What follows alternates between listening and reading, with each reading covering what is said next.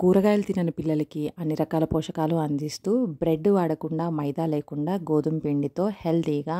Evening snacks లేదంటే lunch బాక్స్కి మంచి రెసిపీ. ముందుగా స్టవ్ ఆన్ చేసి ప్యాన్ పెట్టి అందులో 2 స్పూన్లు నూనె వేసుకొని సన్నగా తరిగిన ఉల్లిపాయలు, carrot, beans, spring onion, capsicum, cabbage అన్ని రకాల కూరగాయలు సన్నగా తరిగి యాడ్ చేసుకొని అందులోకి రుచికి సరిపడా ఉప్పు వేసుకొని ఒకసారి మిక్స్ చేసి కూరగాయలు బాగా ఉడికేంత వరకు ఉడికించుకొని సాఫ్ట్గా అయిన తర్వాత అందులో కారంకి సరిపడా కొద్దిగా కారం, ఆల్రెడీ చాట్ మసాలాలో కొంచెం సాల్ట్ ఉంటుంది కాబట్టి ఒకసారి చెక్ చేసుకొని ఒక హాఫ్ స్పూన్ చాట్ మసాలా, పసుపు, ధనియాల పొడి, ఉడికించిన బంగాళదుంపని మ్యాష్ చేసుకొని వేసుకొని అన్నీ ఒకసారి మసాలాలు కూడా పట్టేంత వరకు, పొటాటో కూడా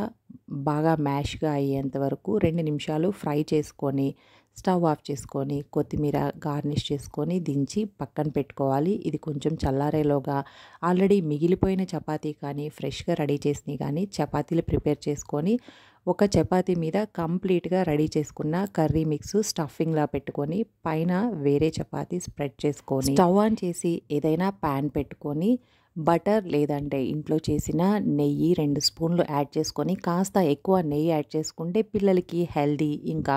ఈ చపాతీ కూడా మంచి శాండ్విచ్ లాగా క్రిస్పీగా వస్తుంది. సో దానికోసం కొంచెం ఎక్కువగానే నెయ్యి యాడ్ చేసుకొని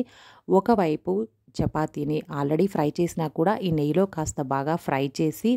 టర్న్ చేసిన తర్వాత పిల్లలు చూడగానే తినాలి అనిపించడం కోసం ఇంకా మంచి ఫ్లేవర్ కోసం ఫ్లిప్ చేసిన తర్వాత పైన టొమాటో కెచప్ స్ప్రెడ్ చేసి లేదంటే వైట్ మైనీస్ స్ప్రెడ్ చేసుకొని పైన కొంచెం చీజ్ స్ప్రెడ్ చేసుకొని మూత పెట్టేసి లో ఫ్లేమ్లో ఒక 2 నిమిషాలు ఫ్రై చేసుకుంటే పైన చీజ్ మెల్ట్ అవుతుంది, కింద చపాతీ కూడా మంచి క్రిస్పీగా అవుతుంది. తర్వాత కట్ చేసి శాండ్విచ్లా ఇస్తే పిల్లలు మాత్రం ఇష్టంగా తింటారు. మీకు ఈ వీడియో నచ్చితే తప్పకుండా లైక్ చేయండి. Thanks for watching.